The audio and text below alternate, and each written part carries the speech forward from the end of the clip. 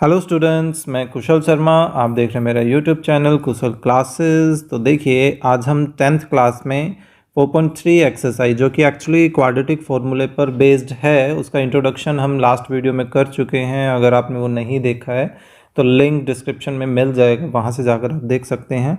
आज हम इस एक्सरसाइज को स्टार्ट करने वाले हैं।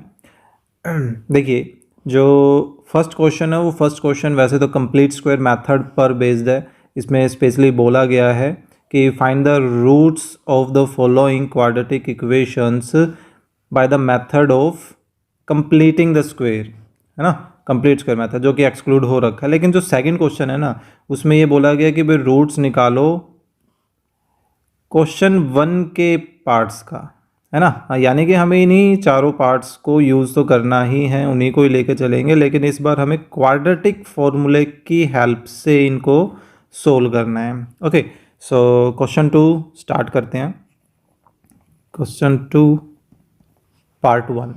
तो देखिए, सबसे पहला ही काम हम एक्चुअल में क्या करने वाले हैं कि जो भी इक्वेशन हमें यहाँ पर दी गई है उस इक्वेशन को हम कंपेयर करेंगे अपने स्टैंडर्ड फॉर्म से, है ना। सो आप पहले गिवन लिखना चाहते हो, गिवन लिख दीजिए, डजेंट मैटर, या डायरेक्टली कंपेयर से, चलिए गिवन लिख देते हैं।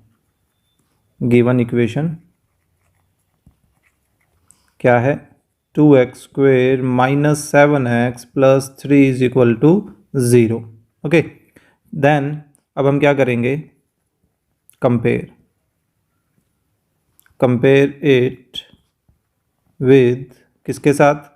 ax² plus bx plus c is equal to 0। इसके साथ इसको कंपेयर करते हैं। ओके, सो कंपेयर करके x² का कोफिशिएंट यहाँ a है और इधर 2 है, तो यानी कि a की वैल्यू 2 आ गई। x का कोफिशिएंट b, जो कि किसके इक्वल हो जाएगा? x कोफिशिएंट -7 के इक्वल हो जाएगा, है ना। तो ये आ गया -7, और c किसके इक्वल आ जाएगा? 3 के इक्वल। तो अब हम क्या करने वाले हैं? यूजिंग क्वाड्रेटिक फॉर्मूला, हम क्वाड्रेटिक फॉर्मूला जो है उसको यूज़ करने वाले हैं। सो यहाँ से क्वाड्रेटिक फॉर्मूला से हमारे पास x की वैल्यू आती है, जो कि एक्चुअल में किसके इक्वल होगी?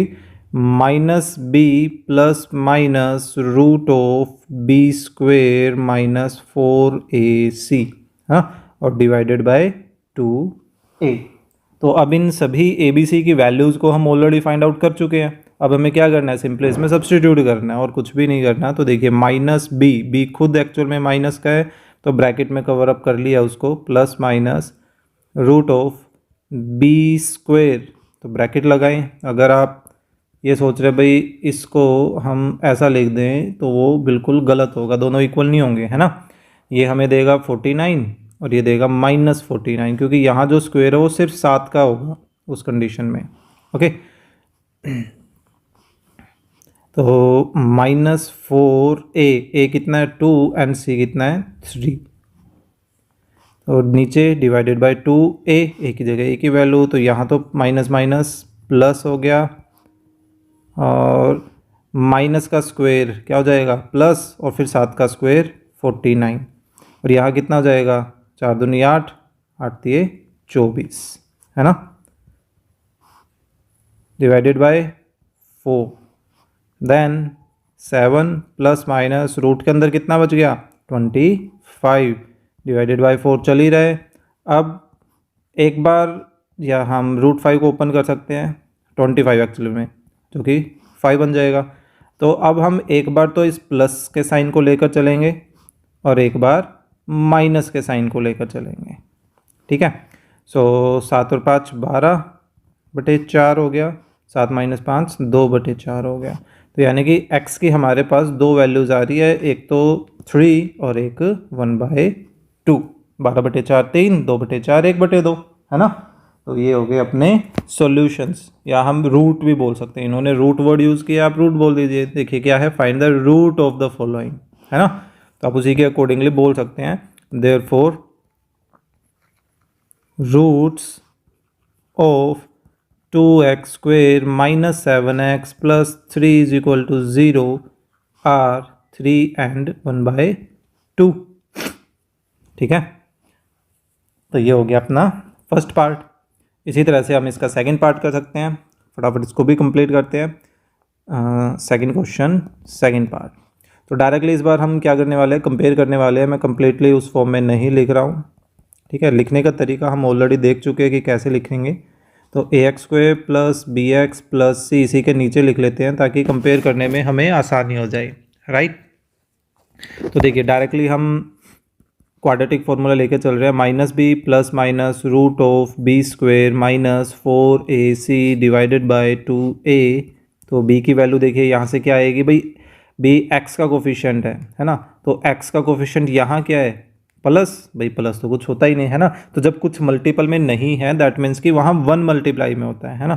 तो यहाँ b की वैल्यू आ गई 1, फिर plus minus root of B square, so 1 square minus 4a कितना है 2, और c की वैल्यू कितनी आ रही है -4, राइट। और नीचे 2a। तो देखिए प्लस माइनस रूट ऑफ 1 का स्क्वायर 1, अभी देखिए माइनस माइनस ये तो प्लस हो जाएगा है ना। तो 4 दूनी 8 और 8 32, यहाँ 32 आ गया, डिवाइडेड बाई क्या है 4। तो अब देखिए एक बार हम क्या करेंगे, प्लस का साइन यूज करते हैं तो 32 और 1 33 बटे में 4, और एक बार माइनस का साइन यूज करेंगे बटे में 4। तो फिर से हम इसी तरह से एक लाइन लिख सकते हैं कि भाई जो ये इक्वेशन है इस इक्वेशन के रूट्स क्या हो जाएंगे, ये दोनों इसके रूट्स हो जाएंगे। ओके, तो ये था अपना सेकंड पार्ट। चलिए थर्ड पार्ट करते हैं। इनमें कई बार हमें ऐसे इक्वेशंस दी जाती है जिनका मिडल टर्म स्प्लिट से करना जो है वो पॉसिबल नहीं होता या काफ़ी डिफ़िकल्ट होता है, ठीक है। सो देखिए 4x² plus 4√3x plus 3 is equal to 0। Okay, तो इसको कंपेयर करें, ax² plus bx plus c is equal to 0। आपको ऐसे नहीं करके आना फर्स्ट और सेकंड, आपको फर्स्ट पार्ट की तरह करके आना स्टेप बाय स्टेप, क्योंकि उन्हीं के मार्क्स मिलते हैं। कोई कंपटीशन एग्जाम नहीं है ना, हमें थ्योरेटिकल एग्जाम देना है, तो थ्योरी जो है वो प्रॉपर वे में होनी चाहिए। वे ऑफ डूइंग बहुत इंपॉर्टेंट होती है। सो ए कंपेयर करें तो 4 के इक्वल आ रही है, बी कंपेयर करें तो 4√3 के इक्वल आ रही है, और सी किसके इक्वल आ रही है 3 के। So using quadratic formula X किसके इक्वल हो जाएगा, minus B plus minus root of B square minus 4ac divided by 2a।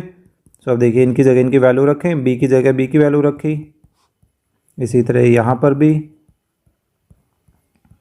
Then -4a and c divided by 2a। So अब ये देखिए ये तो -4√3 रह गया, प्लस माइनस, अब यहाँ पे 4 का भी स्क्वायर होगा और इस √3 का भी स्क्वायर होगा, तो 4 का स्क्वायर 16, ठीक है, और √3 का स्क्वायर 3, क्योंकि 4 और √3 ये दोनों भी तो मल्टीपल में है, तो इनका जो स्क्वायर होगा वो भी मल्टीपल में रहेगा। तो 16 × 48 है ना। यहाँ पर भी देखिए 4 × 16 16 × 48, तो ये तो रूट जो है वो 0 बन जाएगा, डिवाइडेड बाई क्या आ रहा है 8 आ रहा है। चलिए नेक्स्ट, -4√3 प्लस माइनस, रूट के अंदर क्या बचा 0, और 0 का रूट क्या होता है 0 ही होता है ना। तो अब एक बार आप प्लस का जो 0 लेकर चलेंगे और एक बार माइनस का 0 लेकर चलेंगे, तो आपको पता है भाई किसी में 0 जोड़ने से या किसी में से 0 घटाने से कुछ फ़र्क नहीं पड़ता, लेकिन आपको दिखाना है इसको, एक बार प्रोसेस दिखानी ज़रूरी होती है ना।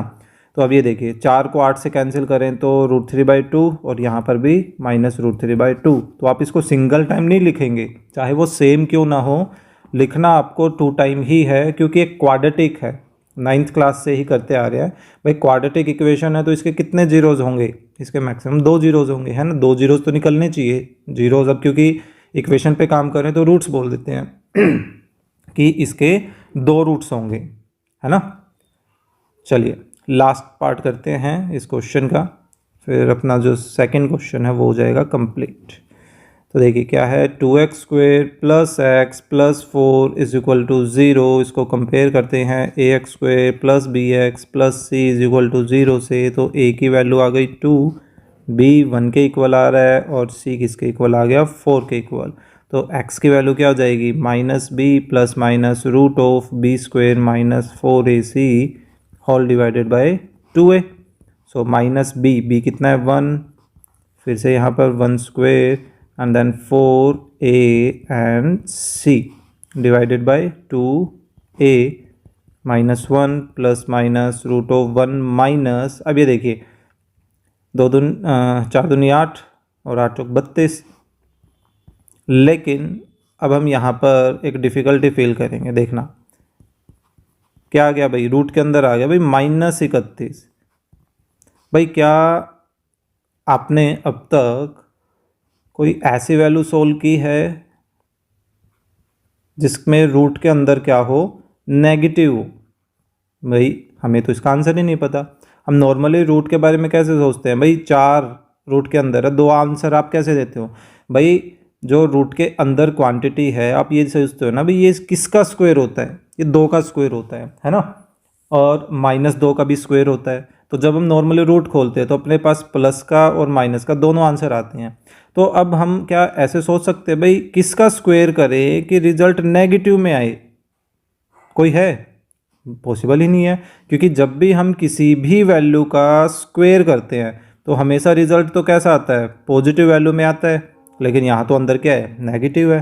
तो ऑब्वियस सी बात है नॉट पॉसिबल, यानी कि इसके जो रूट्स हैं वो निकालने पॉसिबल नहीं हैं। ओके, तो ऐसे सिचुएशन में वैसे हम इसको क्या बोलते हैं, नो रियल रूट्स बोलते हैं, कि इसके कोई भी रियल रूट्स नहीं होंगे। वैसे आप सेम इक्वेशंस को 11th क्लास में भी सोल्व करोगे लेकिन वहाँ पे रियल रूट्स नहीं निकलेंगे, रियल के अलावा हमारे पास कुछ इमेजनरी रूट्स निकल कर आएंगे, ठीक है। लेकिन वो इमेजनरी पार्ट 11th में ही पढ़ने वाले हैं, तो ऑब्वियस सी बात है इसका कोई ना कोई सॉल्यूशन 11th में ही हम कर पाएंगे, अभी के लिए नहीं पॉसिबल है। तो ये था भाई क्वाड्रेटिक फॉर्मूले पर बेस्ड क्वेश्चंस।